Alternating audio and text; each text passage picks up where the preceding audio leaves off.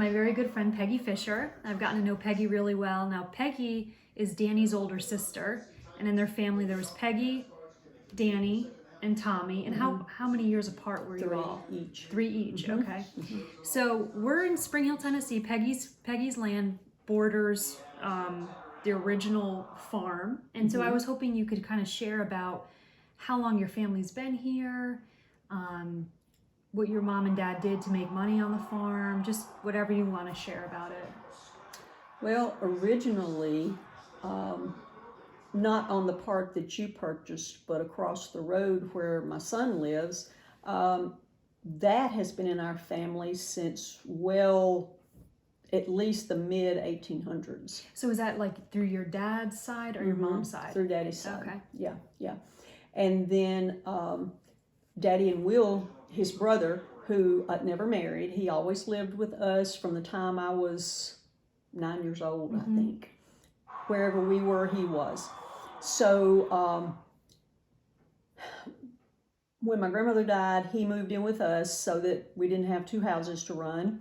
And that was about 1958, I think. And so we lived in an old house. You can see a little bit of the front porch here in this picture. It's not very good, but anyway, it was So who's really in old this house. photo? Okay, this was my mother, and then the little girl is my cousin Jolene, and then my little brother Tommy, and then Danny, I think. Yeah, that's right. Couldn't remember for sure. But anyway, that's the house that we lived in from the time I was about 2 years old until what we call the new house was built in about 1965. So we're talking about from 1951 to about 1965. We lived in this old house. When that house was built, it was built in the yard of the old house, and then once we got it built, the old house was torn down, and we left the kitchen because the kitchen was the oldest part of the house. I don't know how old that kitchen was, but it was very, very old because it had huge logs in it. That's what it was made up of. And the doorway that connected the kitchen to the rest of the house was very thick. The door facings now, are about, 3 or 4 inches, something like that. Well, this was about, I don't know, almost a foot. Because when I was little, I liked to sit between the door facing and just sit there. That was weird. But anyway, That's cute. but the whole kitchen was made out of real thick logs because all of the door facings were real thick. How many people were in your dad's side? So your dad and Will. Yeah. But they had a big family. Yeah, there were 12 kids. 2 of them died very young. One child, I think, was maybe 2, and the other one was maybe 6 months old when they And then passed your away. dad and Will were close in that line, right? Yes. They were the 4th and 5th children, I believe, in the family. And so Will was 2 years older than Daddy. So they bonded. I guess they always were really, really close. So therefore, they knew they were going to farm, I suppose, from the time they were real young on up, because that's what their dad did. So when they were growing up, what was farmed on the property, like when your dad and Will were little? They farmed. They had cattle. They had goats. They had chickens. They had guineas. I'm not sure. I don't think they had peacocks. I might be wrong about that. I'm not really sure. They had pigs. Pigs were really, really big You know what's back funny? then. Danny told me one rule with that property, which I told him before he died. I said, I'm not going to follow it. He said, you ain't raising no hogs there. And I was like, it's my land now. If I'm going to have pigs, I'm going to have pigs. But he was very anti-pig because they smell so bad. Well, and goats do too, Yeah, but I he know. loved goats. I don't know why. You know but how he I did. feel about goats Yeah, after the yeah, you don't- strawberry yeah. apocalypse. Yeah, you don't like So goats here's that a much. photo. So your dad's name was Fred. Yeah, Fred Riley. But he's known as Bear, right? So So that's Daddy right there. Yep. And this is Will. And there's Will. Will was actually in World War II. He served in the Army, and he was in the Philippines. So I'm not sure how much action he got there, but apparently there was a little bit. I don't know what all went on in the Philippines. I'm not that good with history, but anyway, Daddy didn't have to go. He should have gone, but he was farmed out, is the way I call it. My grandmother always had him go to somebody's farm to work from the time he was about 10 years old up until he became an adult. And whatever money he made on those folks' farms, he would give it back to her. And basically what he did, you didn't have good transportation. You either had to walk or ride a mule. So he would just, even if it was 5 miles away, now, you know, we can get 5 miles in a couple of minutes in a car. But back then you had to walk it. So he would just move in with these people and stay and work on their farm. And so that's how he got out of going into service. Oh, okay. The man he lived with was influential in Williamson County, and he knew how to get him out of going into the service. But anyway, that's how he met my mother too, because the farm that he worked on was next door to my mother's house. Oh, that was my next question. Yeah, that's how they met. Now, my mother was really, really old when they got married. She was 30. I can't even hear this right now. But back then it was old, you know? Yeah. So anyway, she was 30 and he was 21. Oh, okay. So she Which was is a lot probably older a little than bit him. scandalous for the time. Oh yeah, too. it was. It really Yeah. was. Yeah. Yeah, because she was an old maid. There were 3 girls in her family, and my grandfather thought that he, you know, would have 3 daughters that just lived with him the rest of their lives because they weren't married. But Mama was the youngest of the 3 girls, and so they got married. And so they lived in one of my grandfather's houses. My daddy said he was rich. He really wasn't. But because Daddy was one of 12, Mama was one of 9, and Daddy's family struggled, like I said, you know, to make a living. Well, my grandfather on my mother's side, he owned a grocery store. That was a big deal. Because he owned a truck too. So he could go back and forth to Nashville, which, you know, you go to Nashville every day now, some people do. Back then you went like once a month or something, and that was a big deal. But anyway, Daddy thought that Papa was rich, and so he was going to marry this girl that, you know, had a lot of money and everything. But anyway, as it turned out, it worked out good. They were married for a long, long time until my mother passed away. So, you know, it worked out great. I love it, and thank you for pulling all of these out. So there's some great photos here of when you were all little. So who's in this photo? Okay, these are my mother's sisters. This is Aunt Ruth. There's a little glare. Oops, sorry. That's okay. Okay, this is my Aunt Ruth, and that's my Aunt Gracie over there. The younger girl in the picture is my cousin Sandra, and then that's Danny also in the picture. So it's just 4 of them, right? Okay. I was thinking And so. this has to be your mom with one of you. No? No, that's actually Mildred. My mother's name was Mildred. At the time, her nephew, who's almost as old as she was, but because she came from a big family, this was her nephew's wife, and her name was Mildred. And that's Mildred and Danny there. I'm trying to that's think an in old picture. chronological. These pictures are so awesome. So this is got to be the 3 of you. Oh yeah, oh yeah. There's Peggy, and then Danny was the middle, And then Tommy. Tommy. Yeah, we were the 3 Stooges. Did you guys get along when you were growing up for the most part? Pretty much. Yeah. We picked on Tommy a lot because Really? he was the baby and he was spoiled rotten. So Danny and I, this is a stupid story, but Danny and I would play tricks on Tommy, and because we were older, Mom and Dad would leave us at the house and they would go across the driveway. You'll see that sometime, or you may have already seen it in a video, but they would go across the driveway to the garden, and they would get their vegetables and stuff out of the garden, and they would tell Danny and me to stay at the house with the baby. So we would keep Tommy at the house, but we would tell Tommy that we were actually not his brother and sister, that we were monsters, and we had his brother and sister tied up under the bridge down the road. And then he would go screaming to the garden to tell Mom and Daddy that we were mistreating him. Oh. So yeah, I guess that was sibling abuse. So here's Peggy and Danny. Very sweet. And then I love this one. This is what probably the first photo of Danny as the cow. Was he With always a cowboy? Oh yeah, always a cowboy. He called himself Cowboy Joe. He was a little bit older in that picture. What's the date on that? 59, January 59. Okay, so he was like not quite 7 years old, about 6.5 years old. But there's this story about him answering the phone one morning. Mom was washing my hair or doing something. I'm not sure what she was doing. And Danny got to the phone before she could. And so he picked it up and he said, "This is Cowboy Joe." And so Mom gets to the phone and she gets it away from him and finds out that it's the insurance salesman that we knew because he was a salesman in town in Franklin. And so he was just laughing his head off because he said, "I don't know who Cowboy Joe is, but he was very polite."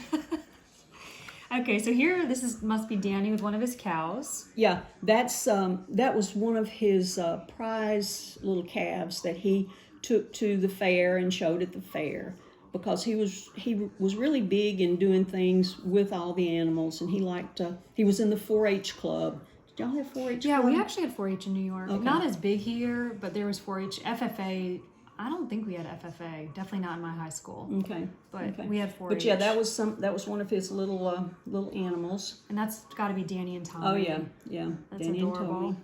And then this must be them too with the puppies. Yep. We always had dogs. So when Danny was growing up, I mean, he just kind of always enjoyed livestock and the kind of rural lifestyle, Western cowboy kind of thing. Right. Now, we were never allowed to have horses or ponies of our own because we had to have mules before Daddy got tractors. And Daddy's thing was that mules and horses did not mix. And he also said that mules and cows did not mules, horses and cows did not mix. So he didn't like to have horses around his cows. But he somehow he had to have mules because we had to have something to pull the different plows and everything. That makes sense. So this was Danny's belt buckle, which, I've kind of unearthed a lot of this stuff since Danny has passed, and I've never seen this until we were cleaning out his home. And I know 3S was for the 3 Smith brothers. Is that right? Mm-hmm. So Danny, Tommy, and then the third S would be your dad? Well, actually, I think it was Danny, Daddy, and Will is the way he did it, because when Tommy got married, he didn't really live on the farm that much like Danny did. Danny always wanted to be here. He always wanted to be on the farm. But Tommy kind of moved into the big city of Franklin. I found this out after the fact too, and I love this clipping so much. So here's Danny. How old do you think he is there? In his 30s? Probably. And so I didn't know this. I mean, I knew he had cattle, but he was really interested in this Brahma type breed. Do you know anything about why he was interested in them, or? They were just part of the West. Yeah, he went to Texas and bought them and brought them back. Oh, really? Mm-hmm. So when I've looked up the breed, just kind of out of curiosity, since I've seen this photo, I understand that they were very good temperament, good in heat, and they had a lot of qualities that make sense for Tennessee. Mm-hmm. But they're so different looking compared to like the Angus that we see everywhere. Right. I just love this photo, this clipping so much, and this was in the local paper where they're talking about Danny, trying to introduce this breed of cattle locally. So that was really special. And then this here, so this is what? These are the Smith men. Yeah.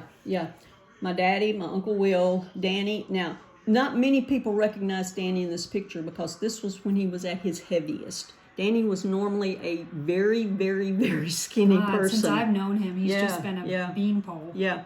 And then this is my son, Jeff, and then my grandson, Clay. So the lady that took that picture thought that was 5 generations, but actually it wasn't. It was really just 4, because my Uncle Will always to us looked like he was a lot older, like he was almost our grandfather, even though he was just 2 years older than Daddy. Yeah, that's such a great photo. And then finally, as far as photos go, Danny had, he was in the Air Force. Hopefully, is that glare okay? You see it all right? Yeah. So Danny, he joined the Air Force not right after high school. Now, he went to college for a few months, and it was back during the Vietnam era. And he was very patriotic, and he said a lot of the kids in school, in college, were just running the United States down, and he just couldn't stand for that. He had to, so he quit college and volunteered for service. So, you know, that wasn't real intelligent, but but anyway, that's what he did. He was in the Air Force though, and he's stayed in for almost 6 years. So he did like 2 tours of duty Yeah, I think there. he told me Vietnam, and then I think he was in Thailand for a minute. He never talked much about it with me, but it would come up a little bit. And I know he told us a lot about some things that happened, like the territory that he was in Vietnam and in Thailand. He would describe the homes that people lived in, and they were like our chicken house. And I mean, our chicken house was just terrible. You know, it was just an old outside rough building, and he said that's what the people lived in. Yeah. He said they were just very, very poor. Now, when Danny was, you know, adult and working with Will and your dad, I think you guys did dairy, you grew tobacco when you were growing up, you had beef, and is that how your parents primarily made a living when you guys were growing up there? We did have dairy, cattle. We were not grade A dairy. We were, I don't know what grade ours was, but anyway. Did you have to help milk the cows? I wasn't good at milking cows. There's a method to that, and I never could grasp the method. But we did it by hand for a long, long time, and then Daddy did get the actual milkers that you attach to the cows' udders, and you know, you would milk them that way. But we never had the huge tanks that held the milk that the big trucks would come and, you know, drain and take off. We had ours in actual milk cans that were, I don't know, 10-gallon cans or something like that. And our milk actually went to the cheese factory or the cheese plant. You can't really call it a factory. A cow, I guess, would be a cheese factory. But anyway, it would go to the cheese plant, and so our milk got made into cheese. And then I know tobacco. We did tobacco. That was basically a year-round crop. Yeah, every time, because I'm big into gardening, and Danny was much more of a livestock guy. I was, you know, I'm more of a plant girl, and everything I did, he would always put these analogies to tobacco and growing tobacco, and I don't know anything about tobacco, so it was fun. You know, he'd always, you know, make the parallels there. And so on the property I bought, that was your dad's garden. Danny told me that it was like that whole field. It was a couple acres that you guys grew crops to eat at the house. Is that right? Yes. I'm doing all my fact checking now that he can't complain. Yeah, we grew all kinds of vegetables in the garden there. We would have potatoes, tomatoes, all kinds of beans. Yeah, beans. Yeah, lots of beans. We would have squash. We'd have corn. Yeah, just corn for us though. We never really had a lot of corn that we grew for animals or anything like that. Then we got into a program that the government provided that they would pay us not to grow corn for the animals. So that was kind of a little way that they made a little money on the farm. Then of course we did all the hay for the animals that we had there on the farm.